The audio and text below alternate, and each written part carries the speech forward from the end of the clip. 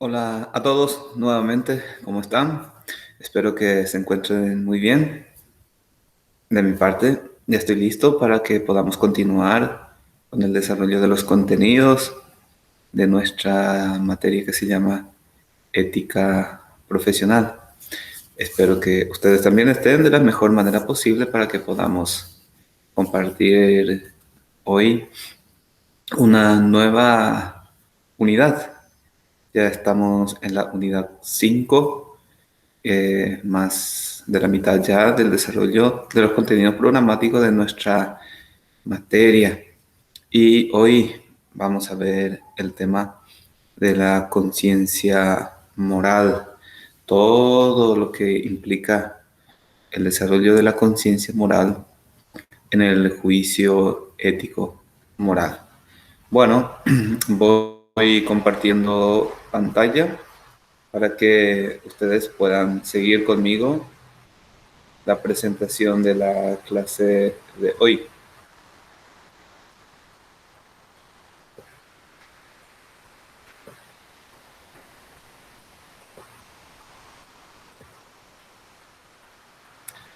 Muy bien, aquí ya tenemos entonces nuestra presentación, la página de bienvenida de siempre que dice ética profesional y la unidad quinta que se titula la conciencia y el actuar de la persona.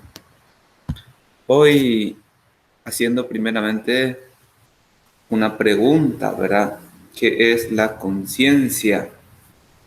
Y comenzamos diciendo que corresponde a una actividad profunda, propia y exclusiva del ser humano. La conciencia en ese sentido es la que nos permite darnos cuenta de las cosas. Soy consciente de algo. Cuando el otro me dice, me llama la atención, me invita a algo, me da su apreciación, entonces yo puedo darme cuenta de eso, de las cosas. La conciencia no es un añadido a la persona, sino la expresión misma de nuestra humanidad. Es la que permite que haya vida moral posteriormente. ¿Y qué nombres se le puede dar a la conciencia moral? Es decir, cómo también se le llama de, en las diferentes culturas, en las diferentes épocas, a lo largo de la historia. Y tenemos que decir que la experiencia de la conciencia moral es una realidad que de una u otra forma aparece en las diferentes etapas de la historia y la humanidad ha utilizado variadas formas, metáforas o símbolos en todas las culturas para expresar esta realidad que estamos llamando conciencia. Así, por ejemplo, se puede hablar de ella como el ojo de Dios, la voz de Dios, el gusano que remuerde, el juez interior. Escuchamos, por ejemplo, que la persona dice, me remuerde la conciencia o la conciencia no me deja en paz. Es porque has hecho algo moralmente malo y no está tranquila esa persona. Es decir, no está en paz.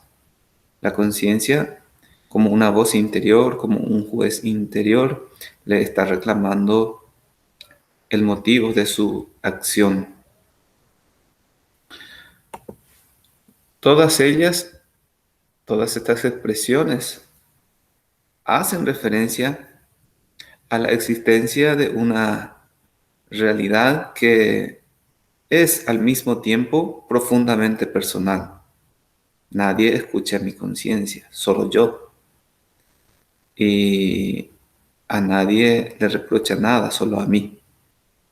Es en ese sentido una realidad profundamente personal. Es decir, la conciencia lo vivimos en lo más profundo de la interioridad, pero también es al mismo tiempo una realidad ajena a la persona. Es decir, parece nuestro yo desdoblado, en el sentido de que se ubica delante de nosotros y cuestiona nuestros comportamientos morales, situándose frente a la persona como algo distinto, como una realidad distinta. Así como el otro se dirige y me habla a mí, así también la conciencia me dirige una voz de aprobación si hice algo bueno y de reprobación si he obrado mal, éticamente mal. Por eso decimos que es una realidad, por un lado, profundamente personal, muy nuestra, pero también una realidad ajena en cuanto que se sitúa frente a nosotros y va a juzgar las cosas que hacemos. Desde este punto de vista, la conciencia siempre hace referencia a otra realidad diferente de sí misma y a la que representa, que fundamentalmente podemos identificar o con una norma establecida por la sociedad o por el mismo Dios. En este sentido, desde el punto de vista de la fe, de la religión, la función de la conciencia consistiría en hacernos recordar la ley natural grabada por Dios en nuestro corazón. O desde el punto de vista social, la conciencia nos hace recordar justamente aquellas normas establecidas por la sociedad y en base a eso para ir actuando, viendo nuestros motivos, nuestras acciones. La conciencia no existe como realidad independiente, vacía de contenidos, podemos decir también. Tenemos conciencia de algo, que son justamente los contenidos de la conciencia.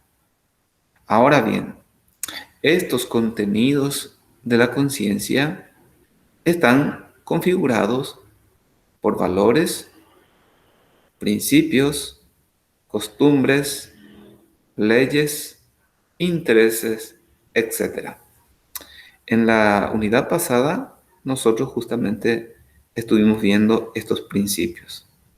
Ahora, a continuación, vamos a ver la configuración de la conciencia a través de los valores.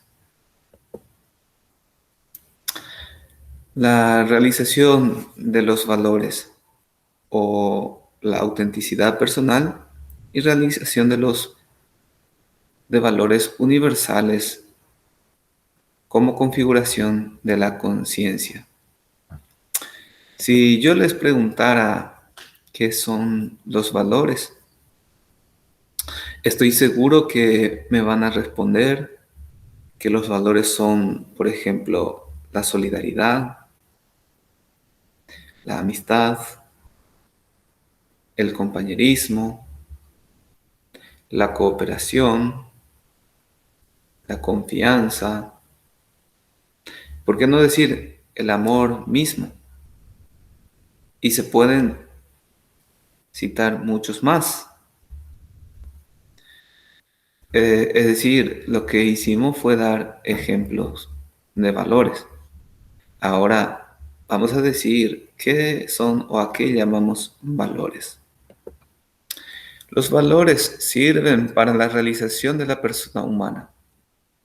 Es decir, contribuyen a nuestro perfeccionamiento como persona. Pero debemos tener en cuenta que una de las características de los valores es que no existen si no son traducidos, esto es, encarnados de algún modo en nuestra realidad concreta. Los valores tienen que expresarse, tienen que realizarse. Existen como, vamos a decir, como un bien, como un fin, pero deben expresarse en la realidad concreta. Tienen que concretizarse. No debemos olvidar que los valores constituyen una realidad dinámica, es decir, los valores van cambiando y transformándose. Lo que era valor, por ejemplo, en la Edad Media, ahora puede que ya no se considere como tal. U otras cosas, ¿verdad? Que no tenían valor, por ahora puede que posean mucho valor. Por ejemplo, en el Paraguay, las tierras. Yo recuerdo que en la época, en los años de 95 aproximadamente, en que la agricultura casi no valía más nada, las tierras se vendían por 750.000 hectáreas.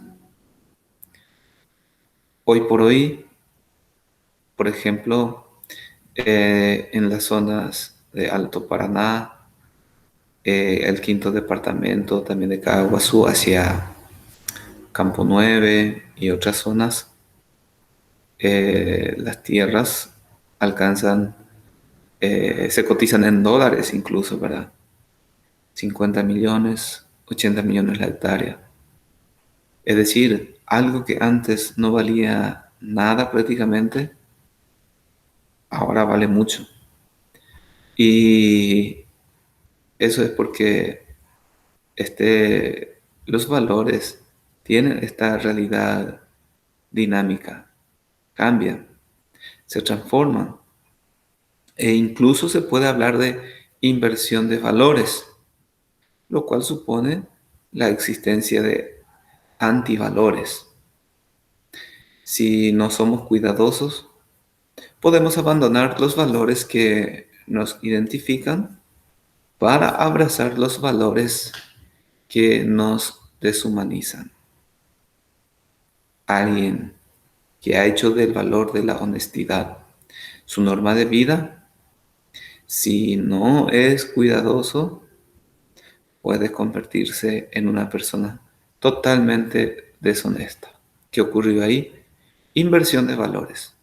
Se ha dejado de practicar un valor que la persona había asumido como norma de vida y eso se ha convertido en lo opuesto, en un antivalor, en una deshonestidad, por ejemplo. Es importante entonces que entre todos continuemos rescatando aquellos valores que nos identifican como sociedad, como personas, como institución. Es preciso descubrirlos y expresarlos en nuestras acciones cotidianas. Y aquí tenemos una definición de valor. Podría decirse que valor es todo lo que permite dar un significado a la existencia humana. Esta sería la dimensión objetiva del valor, es decir, aquello que no depende de mí. Valor no es lo que depende de uno mismo. Existe como una realidad objetiva. Ahora bien, dijimos que esos valores tienen que ser expresados, tienen que ser considerados. Por tanto, hay que completar esta definición y que la persona considera como tal. Es decir, es una tiene también una dimensión subjetiva. Porque ¿de qué sirve que existan valores si la persona no lo considera como tal? Si no lo considera como tal, tampoco lo va a expresar en su vida. Ahora bien, hay diversos tipos de valores. Vamos a ver 3 tipos de valores según su clasificación. En primer lugar, decimos que hay valores morales y son los que se dan únicamente en actos humanos. Solo lo que tiene significación humana puede ser valorado moralmente. En segundo lugar, tenemos los valores éticos y son los valores que han surgido de la reflexión sobre el destino de la humanidad, de interrogarnos acerca de qué es lo humano, qué es lo bueno, qué es lo malo. Los valores éticos son concretamente, en este sentido, la dignidad humana, los derechos humanos, la ecología. Hoy por hoy este, se está constituyendo en un valor importantísimo por los daños ambientales que sufrimos y las consecuencias naturales que sobrevienen como consecuencias de eso, ¿verdad? La multiculturalidad también es un valor. La democracia también es un valor ético. Y por último, los valores cívicos son aquellos valores que orientan y fortalecen la convivencia entre los ciudadanos y contribuyen a la eficacia de las instituciones. Los valores cívicos son concretamente, en ese sentido, la participación ciudadana, el pluralismo ideológico también si se quiere, la solidaridad. Son valores que se trabajan mucho en la dimensión política ciudadana de las personas, ¿verdad? En ética ciudadana o formación ética y ciudadanía, ¿verdad? Los valores cívicos, ¿verdad? Son fundamentales para el desarrollo armónico de una sociedad democrática.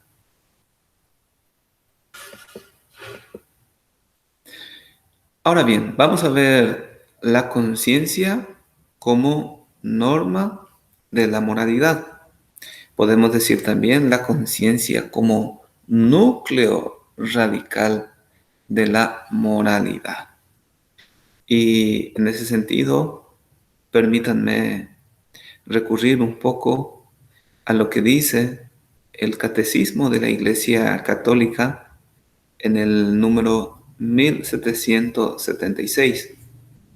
En este número enseña el Catecismo que en lo más profundo de su conciencia, el hombre descubre una ley que él no se da a sí mismo, sino a la que debe obedecer y cuya voz resuena cuando es necesario en los oídos de su corazón, llamándole siempre a amar y hacer el bien y a evitar el mal.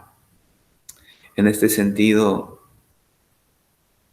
podríamos decir que la conciencia moral actúa como alguien que avisa, ¿verdad? Mira lo que vas a hacer, eso está bien. Mira que lo que vas a hacer, eso está mal, ¿sí? Entonces, está llamando a estudiar, analizar el acto en sí, la motivación que uno tiene. Y en ese sentido, la conciencia siempre va a invitar a amar y hacer el bien y a evitar el mal. Y desde el punto de vista cristiano decimos que, o desde el punto de vista del catecismo, desde la fe, que el hombre tiene una ley inscrita por Dios en su corazón. Es la llamada ley natural, ¿verdad? La conciencia, en ese sentido, viene a ser el núcleo más secreto y el sagrario del hombre, en el que está solo con Dios, cuya voz resuena en lo más íntimo de ella. Por eso se dice que hay que respetar la voz de la conciencia, hay que obedecer a la conciencia, porque es lo más sagrado del hombre en su interioridad. Es el núcleo más secreto. Solo Dios puede entrar allí. En la Sagrada Escritura, en el Salmo, se dice, sondéame y conóceme, dice el salmista a Dios. Y lámpara de Yahvé es la Neshama. También aparece en el Salmo, ¿verdad? Como para decir que solo Dios conoce profundamente al hombre, su conciencia, su interioridad, por medio de su espíritu. Ni el hombre se conoce a sí mismo como Dios le conoce. Por eso que estamos hablando de la conciencia como algo secreto, algo sagrado, porque solo Él mismo, el hombre, y Dios pueden entrar allí. Nadie más puede penetrar la conciencia de la persona, ¿verdad? Presente en la conciencia, perdón, presente en el corazón de la persona, la conciencia moral le ordena en el momento oportuno practicar el bien y evitar el mal. Esa va a ser la función de la conciencia, porque después va a actuar como juez y de acuerdo a la acción obrada va a decir, hiciste bien, o si actuaste mal, te va a reprobar, te va a reprochar y reclamar que te equivocaste en tu accionar. La conciencia juzga también las acciones concretas, aprobando las que son buenas y denunciando las que son malas. Atestigua la autoridad de la verdad con referencia al bien supremo por el cual la persona humana se siente atraída y cuyos mandamientos acoge. El hombre prudente, cuando escucha la conciencia moral, puede obrar rectamente. Yendo la voz de la conciencia, y si una persona se equivoca, vamos a ver que uno puede errar, pero ignorando la situación, la circunstancia, y sigue la voz de la conciencia, incluso en en esa situación, el accionar, el acto puede ser aprobado por la conciencia.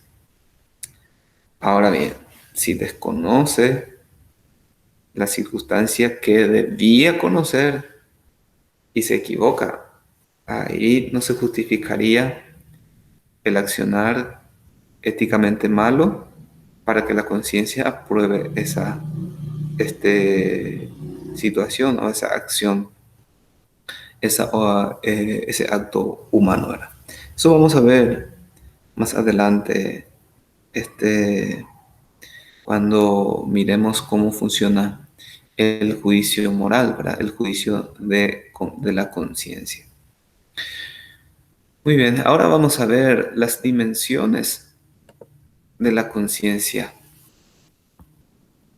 En la actualidad, gracias a los conocimientos antropológicos, psicológicos, sociológicos, podemos decir que se ha superado una noción de la conciencia en la que ésta era presentada como una capacidad innata, es decir, algo ya dado con unos contenidos preestablecidos, autónomos, inmutables e imperecederos que la persona poseía en un modo perfecto desde el mismo momento de nacer, es decir, como una base de datos, ¿verdad?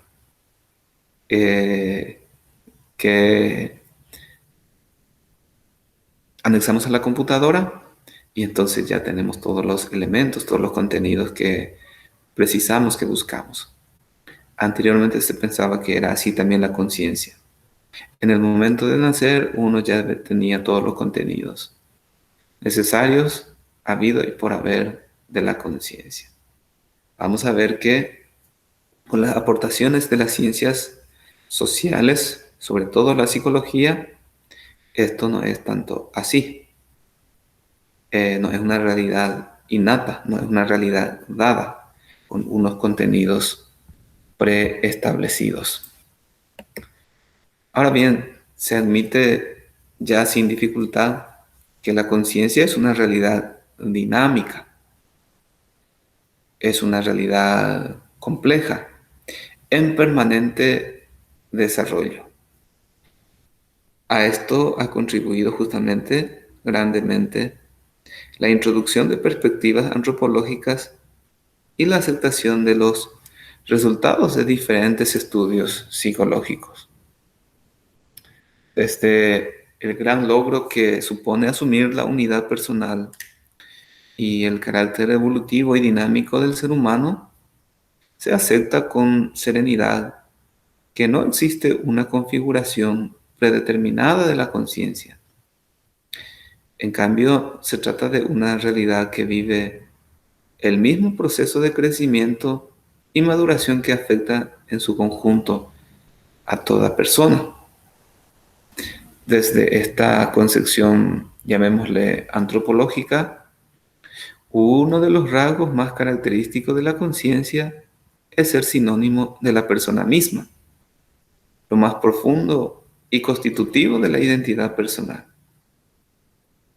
Y en íntima conexión con la condición dinámica de la conciencia, las diversas ciencias humanas reconocen que existen diferentes dimensiones que vienen a configurar con su proceso de maduración específico la realidad de la conciencia moral.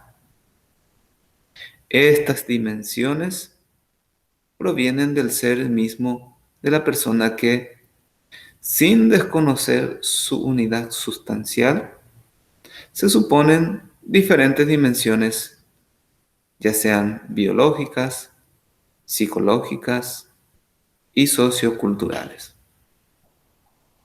Es importante reconocer que la persona precisamente es tal en la conjunción de los parámetros psicológicos, biológicos e históricos que determinan su identidad. Y de estas dimensiones de la persona humana también se desprenden las dimensiones de la conciencia. La primera dimensión será, por tanto, la dimensión biológica o también neuronal, ¿verdad? A la base de las estructuras psicológicas, aquellas por las que la persona se diferencia de los animales y que constituye el fundamento de la conciencia en cuanto a identidad personal del individuo, existe una estructura biológica, es decir, somática, algo adquirido a través del proceso de evolución de la especie que posibilita y condiciona la reflexión y el juicio ético. No es posible desconocer esta realidad, ni las repercusiones que la misma comporta para la actuación de la conciencia moral. Esta primera dimensión, entonces, llamada biológica, depende justamente de la evolución que ha tenido la especie humana a lo largo de la historia. Y en ese sentido es algo adquirido. Y en ese sentido, la conciencia biológica, eh, vamos a decir, está equipada de manera diferente también, de acuerdo a las diferentes épocas por las cuales ha ido pasando este, la persona humana, es decir, la humanidad misma. En esta dimensión biológica decimos que la conciencia, sin ser un órgano físico, está profundamente vinculada al recto ejercicio de la razón y al correcto funcionamiento de nuestro cerebro. Todo cuanto condicione la actividad cerebral, algo no plenamente determinado hasta el momento, afectará también al desempeño de sus funciones. La segunda dimensión es la psicológica.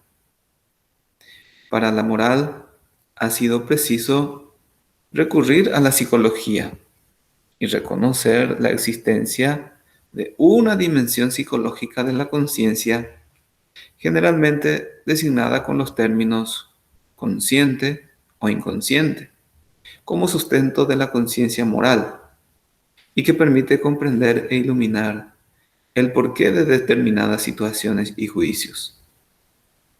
Son muchos los autores que han analizado las interrelaciones que se establecen entre conciencia psicológica y conciencia moral, y las diferentes posturas que las escuelas psicológicas adoptan frente a esta última, sin caer en el error de identificar ambas realidades.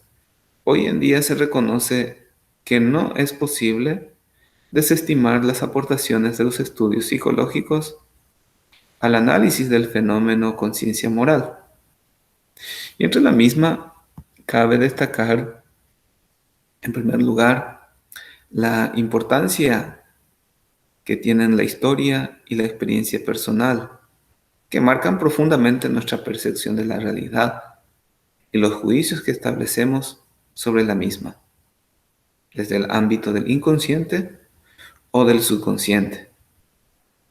En segundo lugar, los comportamientos adquiridos a través de la educación, por lo que, más que de una manera reflexiva, actuamos dando respuestas aprendidas a los estímulos recibidos, como enseña la psicología conductista. Y en tercer lugar, las visiones falseadas de la realidad en que podemos caer tanto desde la autoidealización como desde los sentimientos y complejos de culpa. Sin pretender identificar unívocamente el hecho de la conciencia moral con ninguna de las dimensiones mencionadas, no es posible dejar de señalar que el reconocimiento de la existencia de diferentes condicionamientos psicológicos nos hace ser más humildes frente a la excesiva valoración de una libertad humana y de una autonomía de su conciencia, como si ésta estuviese regida únicamente por la razón, aunque el reconocimiento de lo mismo tampoco permite negar rotundamente la libertad y el carácter racional del ser humano. Y en tercer lugar tenemos la dimensión social de la conciencia. La mayor parte de los autores también, desde la sociología y la cultura también, ¿verdad? ¿Por qué no? Se muestran también receptivos a las aportaciones que realizan las ciencias sociales y humanas al estudio de la conciencia. Se apunta desde esta clave la existencia de una conciencia colectiva o comunitaria por la cual la conciencia, en un primer momento de maduración personal, no es sino reflejo del medio cultural a que pertenece la persona. Solo en esta tensión y diálogo con el propio medio se realiza la maduración de la conciencia personal. También será esta relación persona-sociedad la que propicie la aparición del sentimiento de responsabilidad. De hecho, la misma etimología de la palabra conciencia alude justamente a su dimensión colectiva. Conciencia en latín implica un saber compartido con otros. Por mucho que se esfuerce la persona, no puede escapar de las coordenadas culturales para la elaboración de un juicio o incluso de un sistema moral. Se debe asumir como punto de partida, por tanto, el hecho de que fácilmente se pueden confundir las costumbres con la moral y el juicio moral personal con la conducta socialmente admitida, algo que se ha venido repitiendo a lo largo de la historia. Pero afirmar la existencia de estas influencias de carácter social no significa poner en entredicho ni la existencia de normas objetivas y contenidos específicos de moralidad, ni la posibilidad de un juicio personal que toma como punto de partida a las mismas. El comportamiento humano no depende de manera exclusiva de factores culturales, sociales o educacionales, como en algunos momentos han llegado a afirmar determinadas corrientes sociológicas. Es decir, la conciencia sociológica o las pautas sociales influyen en mi actuar, pero en definitiva será siempre la persona en forma individual o personal la que va a decidir realizar tal o cual acto. En ese sentido, siempre se salvaguarda la interioridad de la conciencia. Muy bien, ahora bien, ¿qué es la conciencia moral? La conciencia moral es un juicio moral, inmediato, práctico, sobre el carácter moral de nuestras acciones. Es práctico, ¿verdad? Porque en el momento en que uno realiza un acto, en ese momento la conciencia ya viene con su juicio de aprobación o desaprobación. Por eso es llamado un juicio inmediato práctico sobre el carácter moral de las acciones. Es decir, es el medio por el cual conocemos qué cosa es el bien en un determinado lugar y momento. La conciencia moral es un juicio de la razón por el que la persona humana reconoce la cualidad moral de un acto concreto que piensa hacer, está haciendo o ha hecho. Es decir, actúa en tres momentos. Antes de la decisión, en el momento mismo, ¿verdad?, de la acción y luego de la acción realizada. En todo lo que dice y hace, el hombre está obligado a seguir fielmente lo que sabe que es justo y recto, es decir, lo que le dicta su conciencia. La conciencia tiene un dinamismo y este dinamismo de la conciencia moral va entre lo normativo y lo real, lo fáctico, lo hecho, ¿verdad?, lo actuado. El normativo queda constituido por normas o reglas de acción que anuncian algo que debe ser. Por ejemplo, se dice que uno debe ser honesto. Lo fáctico, en cambio, queda constituido por los actos humanos. Son los hechos, acciones que las personas realizan Sobre los actos juzgamos si son buenos o malos mediante las normas. Y en este dinamismo de la conciencia moral interviene también lo individual y lo social. La moral implica siempre una conciencia individual que hace suyas o interioriza reglas de acción o normas de la sociedad a la que pertenece. No existe el individuo aislado, sino como ser social. No existe tampoco una moral estrictamente personal, ya que los actos morales tienen siempre carácter social. Y así como tampoco, ¿verdad? Este, las actuaciones éticas son totalmente o exclusivamente sociales, existe lo individual, pero uno tampoco puede prescindir de la dimensión social de su existencia, es decir, de las pautas sociales. A eso llamamos dinamismo, ¿verdad? La confluencia de lo individual y lo social. La decisión va a ser siempre moral, pero enmarcada en una sociedad. Y por más de que la sociedad tenga pautas éticas o morales, siempre va a ser el individuo el que asuma o interiorice esa regla social a la que pertenece.